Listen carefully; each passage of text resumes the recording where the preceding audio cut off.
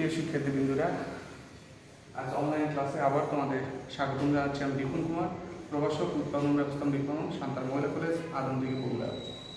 আশা করি তোমরা বাসায় সকলে সুস্থ নিরাপদ আছো, স্বাস্থ্যের জন্য মেনে চলছো এবং নিয়মিত পড়াশোনা করছো।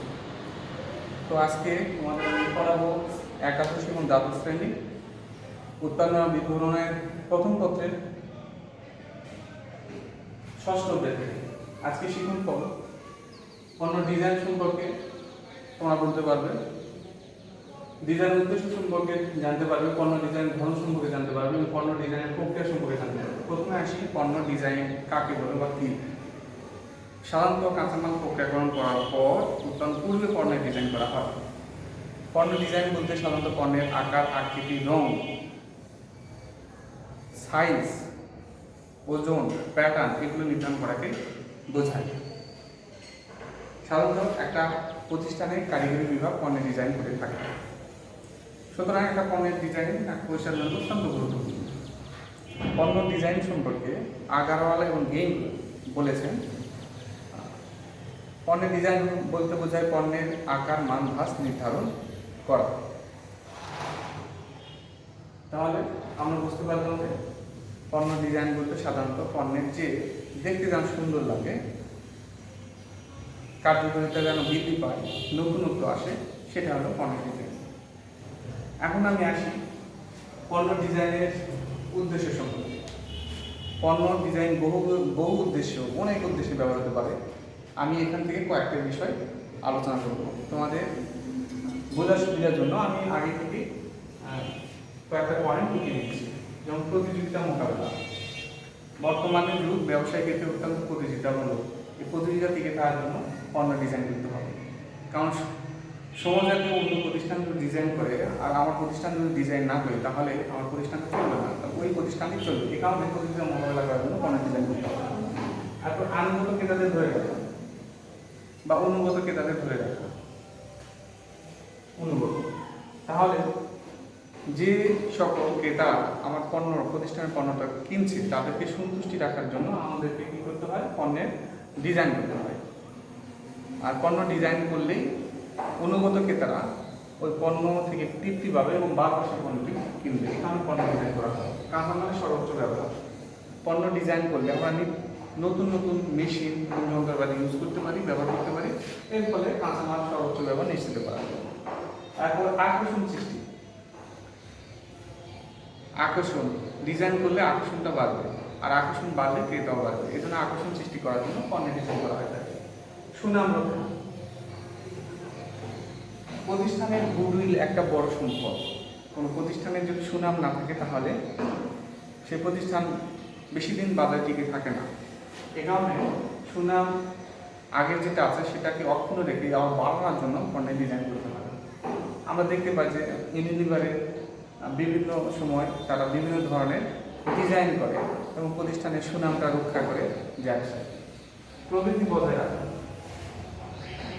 বিক্রিও যেন উত্তরোত্তর বৃদ্ধি পায়, সেজন্য পণ্যের ডিজাইন করা হয়। এর মাধ্যমে পণ্যের সার্বিক প্রবৃদ্ধি বৃদ্ধি পায়, উৎপাদন বাড়ে, ক্রেতা সংখ্যাও বাড়ে, লাভও হয়। এই কারণে প্রবৃদ্ধি বজায় রাখার জন্য পণ্যের ডিজাইন করা হয়। ব্যয় হ্রাস। যদি আমরা নতুন নতুন যে মেশিনগুলো আসছে সেটা যদি ব্যবহার করি, হাতে স্পর্শ ছাড়াই অল্প ব্যয়ে আমরা পণ্য উৎপাদন করতে পারবো। তাহলে যে শিক্ষার্থীরা আশা করি তোমরা পণ্যের ডিজাইন উদ্দেশ্য সম্পর্কে জানতে পারবে। এখন আমি আসি পণ্য ডিজাইনের ধরন সম্পর্কে। পণ্য ডিজাইনের ধরন। পণ্য ডিজাইনের ধরন সাধারণত আমরা 4টা ভাগে দেখতে পাই। 1 নম্বর হলো ক্রিয়াগত বা ব্যবহারিক ডিজাইন। যখন পণ্যটি অন্তর্নিহিত গুণাগুণ বৃদ্ধির জন্য ডিজাইন করা হয় সেটা হলো পণ্যের ক্রিয়াগত ডিজাইন। ক্রিয়া মানে কি? আমি যে জিনিসটা ব্যবহার করব সেটা যেন কার্যকরী ক্ষমতা বেশি হয়। এক্ষেত্রে পণ্যটি দেখতে কেমন হয় সেখানে খুব একটা প্রভাব বিস্তার করে না। এখানে মূল বিষয়টাতে পণ্যটার উপকারিতা। আমি উপকারিতাকে এখানে ক্রিয়াগত বা ব্যবহারিক ডিজাইন বলে থাকি। এক্ষেত্রে দেখতে কীরকম হলো বা রং কীরকম হলো এটা খুব একটা প্রভাব বিস্তার করে। এরপরে আসি নান্দনিক ডিজাইন। যে ডিজাইন করার ফলে দেখতে খুব সুন্দর লাগবে দেখা মাত্র যে জিনিসটা কেনার জন্য মানুষ উদ্গ্রীব হবে সেটা হলো নান্দনিক ডিজাইন। এর ফলে কি করা হয়, গেট আপটাই সুন্দর করা হয় যাতে পণ্যটা দেখা মাত্রই কিনে। এখানে পণ্যের গুণগত বিষয়কে গুরুত্ব না দিয়ে এখানে বাহ্যিক সৌন্দর্যকে প্রাধান্য দিয়ে থাকা হয়। তারপরে আসি আমি পণ্য ডিজাইনের 3 নম্বর। আমরা 3 নম্বরে বলতে পারি যে প্যাকেজিং ডিজাইন। সাধারণত একটা পণ্যের উপরে যে প্যাকেট থাকে তার রং পরিবর্তন করা হলো প্যাকেজিং ডিজাইন। যেমন ধরা যায় যে এই যে কলম, এই কলমটা একটা প্যাকেটে থাকবে, সেই প্যাকেটটা দেখতে যেন সুন্দর হয়, এটা হলো প্যাকেজিং ডিজাইন। যেমন আমরা বিভিন্ন ধরনের সাবান দেখতে পাই, সাবানের ভিতরে থাকে কিন্তু বাইরে একটা আবরণ থাকে, সেই আবরণ যেন দেখতে সুন্দর হয়, সেটা হলো প্যাকেজিং ডিজাইন বা মুরগীকরণ ডিজাইন। এরপর আমরা আসতে পারি 4 নম্বরে উৎপাদন ডিজাইন। উৎপাদন ডিজাইন বলতে সাধারণত আমরা প্রতিষ্ঠানে নতুন মেশিন ব্যবহার করাকে বোঝাই। নতুন মেশিন ব্যবহার করলে সাধারণত অল্প সময়ের মধ্যে পণ্যটা উৎপাদন করা যাবে, এতে অবশ্যই হ্রাস পাবে, হাতে স্পর্শ ছাড়াই সেটা তৈরি হবে। এখানে গুণগত মান যেমন বৃদ্ধি পাবে সেরকম একক প্রতি ব্যয় হ্রাস পাবে। তাহলে আমরা জানতে পারবো পণ্য ডিজাইন ধরন সম্পর্কে জানতে পারবো। এখন আসলো পণ্য ডিজাইনের প্রক্রিয়া। পণ্য ডিজাইনের প্রক্রিয়া, পণ্য ডিজাইন প্রক্রিয়া মূলত একটি ধারাবাহিক প্রক্রিয়া, এটা ধাপে ধাপে করতে হবে এবং এই প্রক্রিয়ার মধ্য দিয়ে সে প্রতিষ্ঠানটি পণ্য ডিজাইন সফলতা অর্জন করে। প্রথমে আসে উদ্যোগ গ্রহণ। উদ্যোগ গ্রহণ না করে কোনো কিছুই করা সম্ভব নয়। এই কারণে প্রথমে আমাদের কী করতে হবে, পণ্য ডিজাইন প্রক্রিয়ার মধ্যে আমাদের কী করতে হবে, উদ্যোগটা গ্রহণ করতে হবে। এক কথা বিস্তৃত হতে হবে, বিস্তৃত না হলে সেটা সম্ভব না পণ্য ডিজাইনটা করা। এই কারণে পণ্য ডিজাইনের প্রথম যে প্রক্রিয়ার মধ্যে পড়ে সেটা হলো উদ্যোগ গ্রহণ। এরপর ধারণা উন্নয়ন। উদ্যোগ গ্রহণ করার পর যেহেতু আমরা পণ্য ডিজাইন করবো, এই জন্য কিছু তথ্য লাগে, সেগুলো সংগ্রহ করতে হবে। যেমন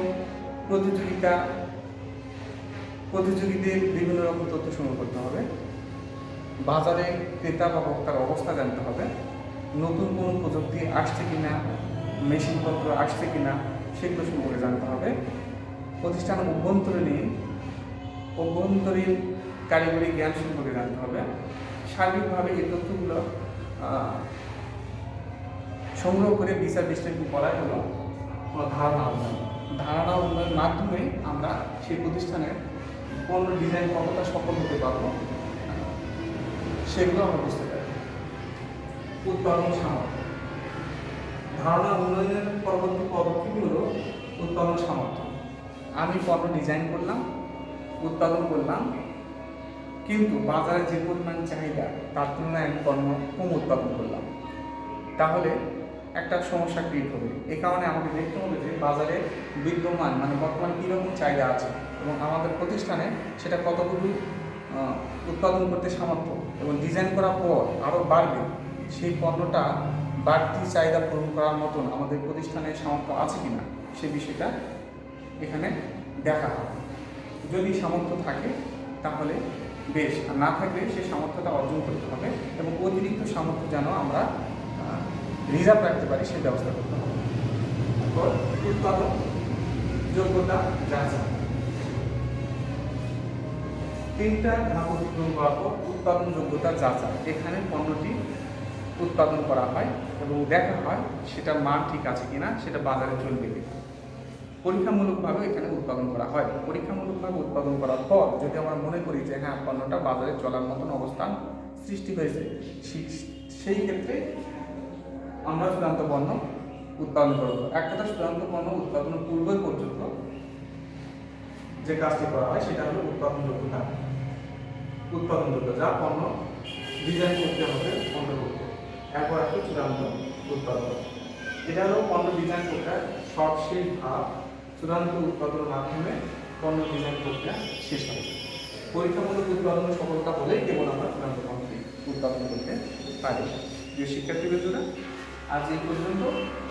সামনের ক্লাসে অন্য কোনো অধ্যায় নিয়ে আমি তোমাদের সামনে হাজির হব।